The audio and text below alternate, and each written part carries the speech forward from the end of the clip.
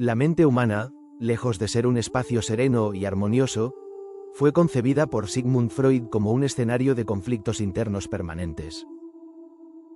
Todos hemos experimentado, en algún momento, esa sensación de estar divididos.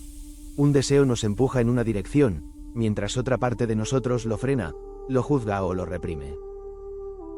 Esta experiencia común fue elevada por Freud al corazón de su teoría. El psiquismo no es una unidad pacífica, sino un teatro donde se enfrentan impulsos, mandatos, ideales y prohibiciones. La idea central que exploraremos a lo largo de este vídeo es precisamente esa. La mente es un campo de tensiones, no de equilibrio.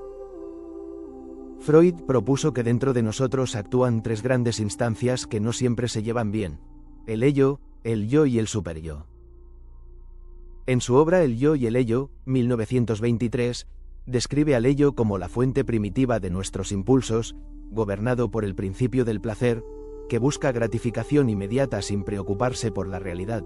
El yo, surgido del ello, se convierte en el mediador con el mundo exterior, guiado por el principio de realidad, y el superyo, formado a partir de los ideales y prohibiciones parentales y sociales, actúa como una voz interna que moraliza, critica y sanviona. El yo se encuentra, entonces, atrapado entre tres exigencias: los impulsos del ello, las demandas ideales del superyo y las necesidades de la realidad. No es de extrañar que Freud dijera que el yo no es dueño de su propia casa. Nuestra mente está atravesada por fuerzas que no controlamos del todo, muchas de las cuales operan en el inconsciente. Desde la interpretación de los sueños, 1900, Freud planteó que la conciencia es solo la punta del iceberg. Debajo de ella hay un vasto mundo inconsciente donde habitan recuerdos reprimidos, deseos inaceptables, temores y contradicciones. Los sueños, los lapsus y los síntomas neuróticos son expresiones de ese inconsciente dinámico, que se hace oír cuando el conflicto interno no puede resolverse de otro modo. En Inhibición, síntoma y angustia, 1926, Freud profundiza en cómo esos conflictos dan lugar a malestares psíquicos. Cuando el yo no logra equilibrar las demandas internas y externas, la angustia aparece como señal de alarma. Y cuando no hay otra salida, se forman síntomas, expresiones disfrazadas de deseos que han sido reprimidos y así encuentran una vía indirecta para manifestarse. Pero el conflicto psíquico no se limita a la lucha entre instancias. Freud también identificó una tensión más profunda, la que existe entre las pulsiones de vida, eros, y las pulsiones de muerte, tánatos, desarrollada especialmente en Más allá del principio del placer, 1920. En cada ser humano conviven estas dos fuerzas, una que tiende a la unión, la creación, la vida, y otra que impulsa la agresión, la repetición destructiva y el retorno a un estado inerte. Amor y odio, deseo y culpa, creación y auto-boicot. La vida psíquica está tejida de opuestos. La mente, entonces, no es un lugar de paz, sino de tensión permanente. Freud nos enseñó que los síntomas no son errores, sino intentos fallidos de resolver conflictos internos. Y que conocernos a nosotros mismos implica, antes que nada, reconocer nuestras contradicciones. Este libro es una invitación a explorar esos engranajes internos con claridad, profundidad y un lenguaje accesible. No busca simplificar el pensamiento freudiano, sino hacerlo habitable. Una guía para quienes quieren entender la teoría freudiana con claridad, rigor y lenguaje accesible. Está escrito para lectores curiosos, estudiantes de psicología, docentes, terapeutas en formación o simplemente personas que quieren mirar más allá del espejo. No hace falta haber leído a Freud para seguir estas páginas, pero sí hace falta una disposición, la de explorar nuestras contradicciones. A lo largo de sus páginas iremos desentrañando cómo se articula el yo con el ello y el superyo, cómo operan las pulsiones, cómo se generan los síntomas y cómo podríamos empezar a entendernos un poco mejor. Comprender nuestra mente no nos libra del conflicto, pero sí puede darnos herramientas para habitarlo de otro modo. Porque solo conociendo nuestras tensiones internas podremos dejar de ser sus prisioneros y empezar a dialogar con ellas. Y si bien nos apoyamos en los textos fundacionales, como el yo y el ello, más allá del principio del placer, o inhibición, síntoma y angustia, también dialogamos con preguntas actuales. ¿Qué dice la neurociencia sobre el inconsciente? ¿Cómo se ha interpretado el superyo desde una mirada feminista? ¿Por qué Freud sigue siendo incómodo y necesario? Uno de los puntos importantes para empezar a entender a Freud y sus teorías psicoanalíticas tiene que ver con la división fundamental de la vida psíquica en lo consciente y lo inconsciente, premisa básica del psicoanálisis freudiano. Sigmund Freud sostenía que gran parte de nuestra vida mental transcurre fuera de la conciencia. Es decir, no todo el trabajo de nuestra mente ocurre en aquello de lo que nos damos cuenta. Existen contenidos inconscientes que influyen en nuestros pensamientos, emociones y comportamientos sin que seamos conscientes de ello. Esta idea revolucionaria desafió la psicología de su época, pues muchos filósofos y científicos creían inconcebible que algo psíquico no fuese consciente.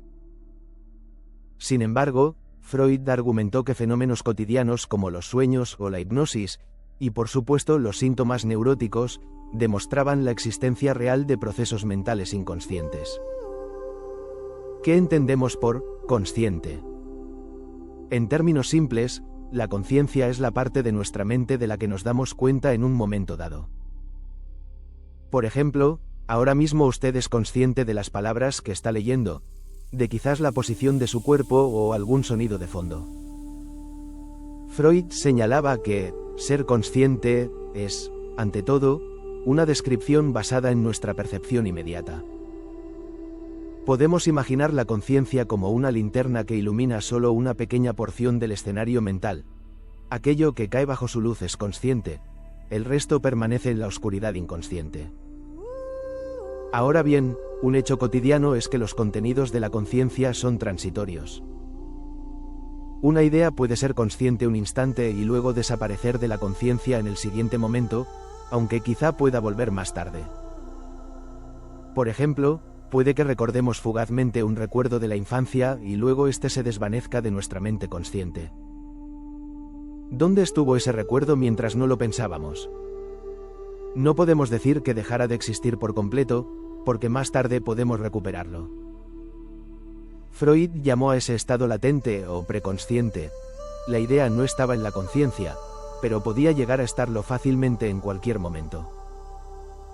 Dicho de otro modo, lo preconsciente es todo contenido mental latente del que no somos conscientes ahora, pero que podría aflorar a la conciencia sin mayor resistencia cuando las condiciones sean adecuadas. Muchos recuerdos ordinarios, como el nombre de un conocido, la tarea que debemos hacer mañana, etc., son preconscientes. En este instante no los tenemos presentes, pero basta un esfuerzo de atención o una asociación para traerlos a la conciencia. Freud, sin embargo, estaba especialmente interesado en otro tipo de contenidos latentes, aquellos que no emergen a la conciencia con facilidad, incluso haciendo un esfuerzo deliberado. Pensemos en una persona que ha olvidado el nombre de alguien que le desagrada, o en alguien incapaz de rememorar un episodio traumático de su infancia. Por más que lo intente, esos recuerdos parecen bloqueados. El psicoanálisis descubrió que, en muchos casos, algo en la propia mente del individuo se opone activamente a que ciertos contenidos alcancen la conciencia. A ese algo, Freud lo denominó mecanismo de defensa cuyo objetivo es desalojar ideas o deseos de la conciencia. La represión y las demás defensas son entonces un mecanismo mediante el cual apartamos de la conciencia aquellos pensamientos, recuerdos o impulsos que consideramos inaceptables o dolorosos. El resultado es que dichas ideas proscritas permanecen en la sombra, inconscientes, pero no por ello dejan de existir o influirnos. Según Freud, los contenidos mentales expulsados de la conciencia se vuelven inconscientes en un sentido dinámico. No pueden retornar a la conciencia por sí mismos debido a la fuerza de los mecanismos de defensa que los mantiene fuera. Por ejemplo, la persona que reprime un recuerdo traumático puede vivir sin recordarlo conscientemente, pero ese recuerdo inconsciente puede manifestarse indirectamente en sueños, lapsus o síntomas nerviosos. Lo inconsciente desalojado sigue activo, afectando el estado de ánimo o la conducta, aunque el individuo no sepa que ese contenido reprimido es la causa. Es importante, como decía más arriba, distinguir que Freud usaba el término inconsciente en sentido descriptivo cuando se refería a todo el contenido mental del que no somos conscientes en un momento dado. En este sentido amplio, lo preconsciente también sería inconsciente, ya que está no consciente mientras no emerge. Pero también Freud usaba el término inconsciente en sentido estricto o dinámico para referirse específicamente a lo que está reprimido y no puede volverse consciente fácilmente, reservando entonces el término preconsciente para lo inconsciente descriptivo que sí es accesible, es decir, latente pero recuperable, lo consciente. Entonces incluye todo aquello de lo que nos damos cuenta directamente en un momento dado. Es la punta del iceberg de la vida mental. Lo preconsciente abarca los contenidos latentes de los que ahora mismo no somos conscientes, pero que podrían llegar a serlo fácilmente más adelante. Por ejemplo, la fecha de nuestro cumpleaños, un recuerdo ordinario, o las ideas que afloran cuando deliberadamente tratamos de pensar en algo. Lo inconsciente, dinámico, contenidos que han sido reprimidos y mantienen alejado su acceso a la conciencia por una fuerza interna. Son deseos, impulsos o recuerdos inaceptables para el yo, relegados a la oscuridad, pero que siguen activos influyendo indirectamente en nuestra vida psíquica. Freud imaginó en un principio una estructura mental comparable a un iceberg, donde la parte visible sobre la superficie es la mente consciente. Justo bajo la superficie estaría el preconsciente, no visible a simple vista pero accesible con un poco de esfuerzo, y sumergida en las profundidades, la enorme masa del iceberg representaría el inconsciente profundo, lo reprimido, oculto a la vista consciente, pero con gran poder para mover y hacer flotar todo el iceberg. En el diagrama del iceberg, a menudo se indica que la conciencia es solo una pequeña fracción de nuestra vida mental, mientras que el inconsciente constituye la porción mayor, sumergida bajo el nivel de la conciencia. Ahora bien, años después, Freud descubrió algo aún más sorprendente. Una parte del yo de la persona es inconsciente y además es racional de acuerdo con la experiencia de la realidad del yo. Por ejemplo, a veces intentamos autoengañarnos. Una persona puede reprimir en su inconsciente un deseo propio inaceptable y luego conscientemente negarlo, sin darse cuenta de que se está engañando a sí misma. Aquí, el yo mismo participa en la represión y alberga aspectos inconscientes. Freud llegó a esta conclusión al observar que, en la terapia psicoanalítica, el paciente a veces mostraba resistencias inconscientes, es decir, su yo consciente se resistía sin saberlo a tomar conciencia de ciertas cosas, revelando que parte del yo actúa desde la sombra. Así llegó Freud a la formulación de una estructura psíquica formada por tres instancias: yo, ello y superyo, en las que el ello correspondía a su antigua denominación de inconsciente e irracional, mientras las otras tenían aspectos inconscientes y preconscientes. Este hallazgo obligó a Freud a reconsiderar la simple división de consciente vs inconsciente. Ya no bastaba con decir que lo psíquico se divide en lo que sabemos, consciente, y lo que no sabemos, inconsciente. El panorama era más complejo. Dentro de la mente, había instancias o agencias psicológicas, y cada una de ellas podía tener aspectos conscientes e inconscientes. La pregunta entonces pasa a ser: ¿cómo está organizada la mente humana para que algo del yo funcione inconscientemente? ¿Qué partes o instancias componen nuestra psique y cómo se relacionan entre sí? Freud propuso un nuevo modelo estructural de la mente para responder a esto. Así nació la famosa tríada: ello, yo y superyo. En los capítulos siguientes, exploraremos cada una de estas instancias. ¿Qué son? ¿Cómo se forman y cómo interactúan?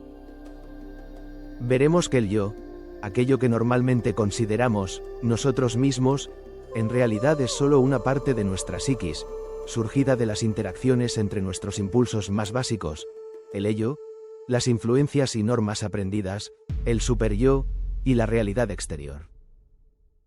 Comencemos entendiendo la relación fundamental entre el yo y el ello, base de la teoría.